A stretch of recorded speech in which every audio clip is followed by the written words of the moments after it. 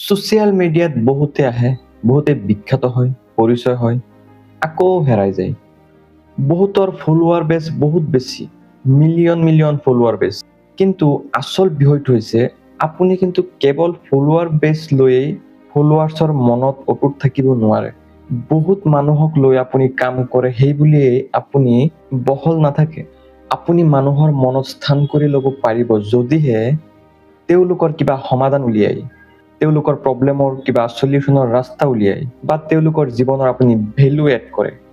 যেনে মই চেষ্টা কৰোঁ পাৰ্চনেল ডেভেলপমেণ্ট লৈ কথা কোৱাৰ, মানসিক স্বাস্থ্য লৈ কথা কোৱাৰ, ছেভিংছৰ প্ৰতি গুৰুত্ব দিয়াৰ। মোৰ একান্ত উদ্দেশ্য আপোনাৰ জীৱনৰ ভেলু এড কৰাৰ। যদি পাৰোঁ তেন্তে সফল, যদি নোৱাৰোঁ তেন্তে মন বেয়া হ'ব মোৰ।